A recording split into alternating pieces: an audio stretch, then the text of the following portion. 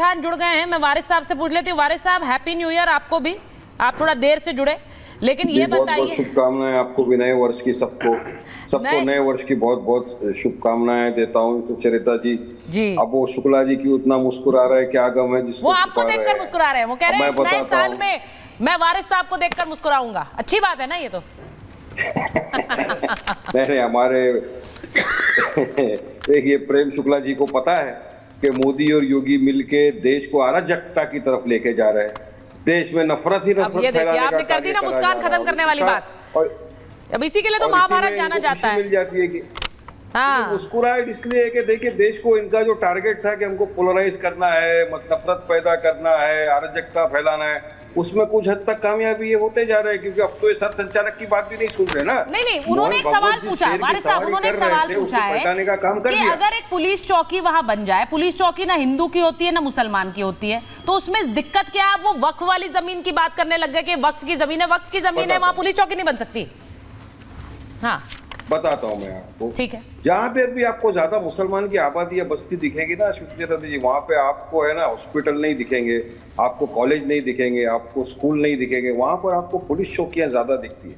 एक जीता जागता एग्जाम्पल उदाहरण आपके सामने है संभल का। संभल का जो मस्जिद है उसके सामने जो पुलिस चौकी बनाई जा रही है, ये वक्फ की लैंड है और 39A वक्फ के तहत दायर है, मुरादाबाद के अंदर पेपर डॉक्यूमेंट है। आप बोलते रजिस्टर्ड नहीं है, तो कितना झूठ पसोर है। अब वहां पे आपको पता है आर्कियोलॉजिकल कानून के हिसाब से आप उतने दायरे के अंदर नहीं बना सकते ये कुछ भी प्रोटेक्टेड मॉन्यूमेंट के, फिर भी तमाम कानून का उल्लंघन करके सिर्फ एक ही चीज करना है, मुसलमानों को हैरान परेशान।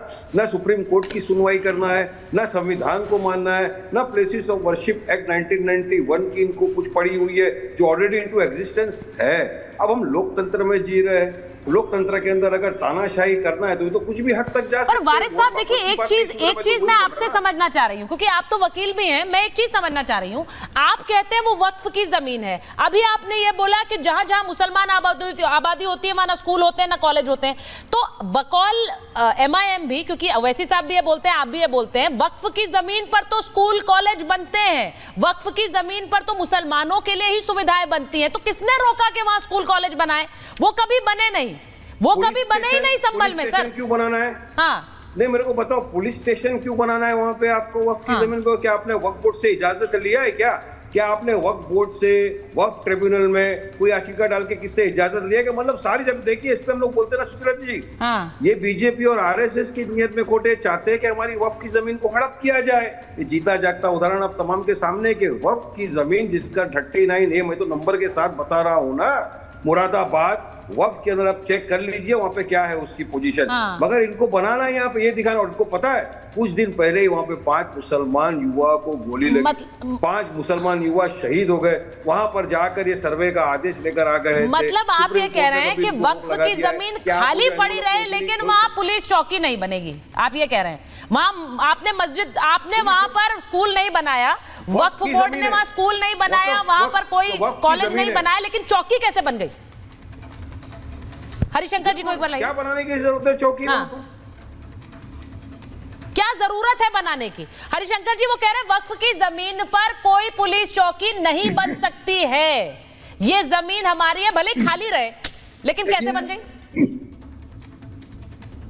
मैं पहले स्पष्ट कर दूं, ये सब लोग जितने लोग बरगला रहे हैं और गलत प्रचार कर रहे हैं।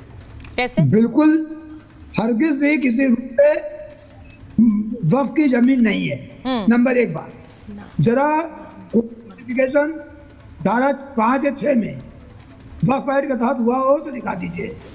वक्फ एक्ट के तहत प्राविधान है कि जो वक्फ संपत्ति है वो नोटिफाई होगी और गजट नोटिफिकेशन होता है, तो पहले गजट नोटिफिकेशन दिखा दीजिए।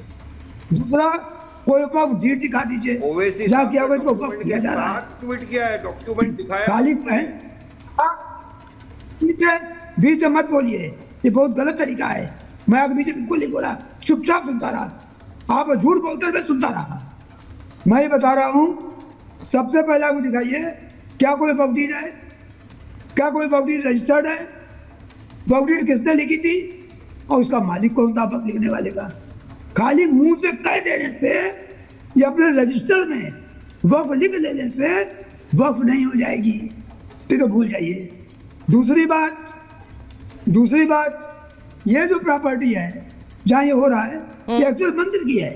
यहाँ पर 78 तक माता मंदिर रहा है, वो भी कैसे हो जाएगी?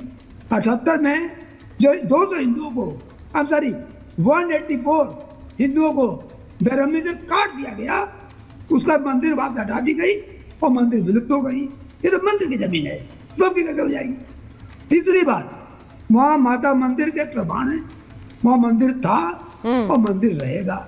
तो जमीन मंदिर वाले जाने जिनकी थी और पुलिस चौकी जाने, वक्त से क्या मतलब है? वक्त की कभी नहीं थी, कोई सबूत नहीं है, वक्त डीड नहीं है। खाली लिख देने से, अपने रजिस्टर में वक्त दर्ज कर लेने से कानूनन वो वक्त नहीं हो जाती। ठीक है, डीजीपी सर को भी स्क्रीन पर लीजिए। वक्फ डीड नहीं है वारिस पठान साहब, वो कह रहे हैं वक्फ डीड है कहाँ? वो तो डीएम ने भी चैलेंज कर दिया है। वक्फ डीड कहाँ है? वो तो डीएम ने भी चैलेंज कर दिया। ओवैसी साहब ने डॉक्यूमेंट के साथ ट्वीट किया है। सुशील जी, आपके पास तो डॉक्यूमेंट है, हाँ, वो चलाया मैंने। नंबर लिखा हुआ है 39A मुरादाबाद। घर में तो बैठ के नहीं बना है डॉक्यूमेंट है। और वंस अ वक्त ऑलवेज अ वक्त, सुप्रीम कोर्ट वो घर में बना हुआ है कि वंस अ वक्त पता है, तो क्यों आए आप? हमारी वंस अ वक्त ऑलवेज अ वक्त कह रहे हैं वारिस पठान साहब। ऑलवेज अ वक्त। सोचिए, अब मुझे उन्होंने यही बोला वारिस साहब कि वक्फ डीड कहाँ है, किसने करा वक्फ, वो जमीन किसने वक्फ की है, कहाँ है? कोई रजिस्टर्ड, कोई आपने अगर लिख लिया कि ये वक्फ की प्रॉपर्टी है, इससे वो वक्फ की तो नहीं हो गई। यही ये लोग झूठ बोलते हैं, यही झूठ बोलते हैं सुचेता जी। बिना वक्फ के डॉक्यूमेंट के क्या कोई प्रॉपर्टी वक्फ हो जाती है? नंबरिंग है उसके ऊपर, नंबर लिखा हुआ है 39A मुरादाबाद। मैं आपको दिखा सकता हूँ, पेपर है आपके पास भी, पेपर देख लीजिए। ओवैसी साहब की ट्वीट निकाल के उसमें वक्फ करने वाले का नाम है, यही झूठ बोल उसमें वक्फ करने वाले का नाम है। वक्फ डीड किसने की थी वो है नहीं है, नहीं है, यही तो कह रहे हैं हरिशंकर जी। बिल्कुल नहीं। झुटलाने वाली बात जो डीएम की भी बात आप कर रहे हो ना, पहले यही कहा कि दो आपस में मुसलमान लड़े, कट्ठे निकले, कट्ठों से एक दूसरे के ऊपर गोली चल गई, फिर बताया कि पाकिस्तान के सेल वहां मिले। क्योंकि जब LIU के ऊपर हमने सवाल उठाया कि लोकल इंटेलिजेंस यूनिट वहां क्या कर रहा था, जब पत्थर लेके आ रहे थे लोग, जैसा आरोप लगा रहे, वो मुंह पे मास्क पहन के आ रहे थे, जैसा आरोप लगा रहे थे, जो पाकिस्तान के छलरे मिले उसके आरोप लगा रहे थे, तो वो सारे चीजों का ये लोग खुद के ऊपर तो नहीं लेते, ये खुद की तो आंख में उंगली नहीं घुसती। नहीं, मैं एक बार डीजीपी सर अजीज खान जी को स्क्रीन पर लीजिए। नहीं, आप ये कह रहे हैं दूसरे पर डालो। देखिए, मैं ये मानती हूँ, मैंने शुरुआत में भी कहा और इस डिबेट के मैं बड़ी क्लियर हूं अजीज खान साहब, डीजीपी सर, कि पुलिस चौकी ना हिंदू की है ना मुसलमान की है, वो सुरक्षा की चौकी है और संभल में उसकी जरूरत है। अब उस पर वक्फ की जमीन क्यों बना दिया, स्कूल कॉलेज क्यों नहीं बनाया? क्या चौकी की जरूरत नहीं है वहां पर? जो हुआ 24 नवंबर को, उसके बाद क्या वहां चौकी की जरूरत नहीं है? अगर वो नहीं बनाएंगे तो आप कहेंगे सुरक्षा तो दे ही नहीं पाते हैं योगी आदित्यनाथ, यही तो कहेंगे। डीजीपी सर एक बार आप बोलिए, फिर मैं अजीज साहब के पास जाऊं। सुचरिता जी, बहुत ही अच्छा सवाल किया है आपने, मुझे केवल 1 मिनट दे, मैं इसको साफ कर दूंगा जी। मेरे पूरे करियर में ऐसे हालात हुए जैसे संभल में हुए थे, इसका एक ही जवाब है, हमारे पास कर्मचारियों संसाधनों की बहुत कमी है। ऐसे संसाधन नहीं है कि हम गली गली चौकी खोलें, लेकिन यमदूत और पुलिस दावतनामे के मोहताज नहीं है, इनविटेशन के। जब जरूरत पड़ेगी तो हम पहुंच जाएंगे। जमीन किसी की भी होगी, पब्लिक इंटरेस्ट में हम उसको एक्वायर करेंगे, चौकी खुलेगी, वॉच टावर बनेंगे, कुआं भी खुदेगा वहां पर पुलिसकर्मियों के लिए। और रही बात जमीन के मालिकाना हक की, जिलाधिकारी जो चीफ रेवेन्यू ऑफिसर जिले का है, उसका पक्ष सर्वाधिक मान्यता प्राप्त होता है।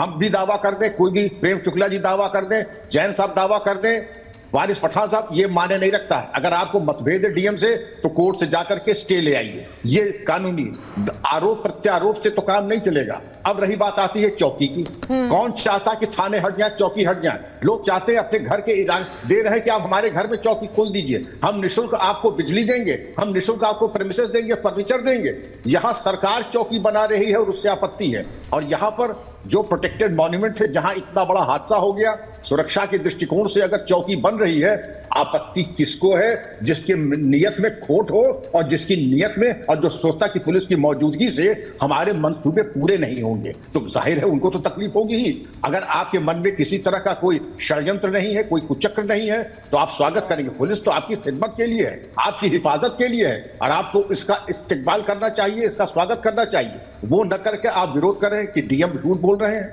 डीएम के पास जो अभिलेख है वो गलत है, डीएम क्यों कहेंगे? डीएम तो निष्पक्ष है और डीएम जो कह रहे हैं, हम सबकी मान्यता, कानून भी इस बात को कहता सुचरता जी कि जो डीएम कह रहा है वो लास्ट वर्ड है, और उससे अगर आपको विरोध हो आप जाकर के न्यायालय में स्टे ले लीजिए, लेकिन वो आप लेंगे नहीं, आरोप प्रत्यारोप। और हम कहते हैं एक बार मान लीजिए, जैसे मैं जिले में था एसएसपी, वहां भी ऐसे ही बात आई, दंगा हुआ तो चौकी तो भाई खुलेगी, जमीन किसी की भी हो, हम बाद में एक्वायर करा लें तो क्या, हम एक्वायर करा लेंगे, हम सरकार से एक्वायर करा लेंगे और एक्वायर करा करके चौकी खुलेगी। हमें सेवा का मौका अगर आपने दिया है, एक बार हमारे ऊपर आपने बम फेंका है, ग्रेनेड फेंका है, गोली चलाई है, तो इसका माकूल जवाब देना शासन और पुलिस तंत्र को अच्छी तरीके से मालूम है।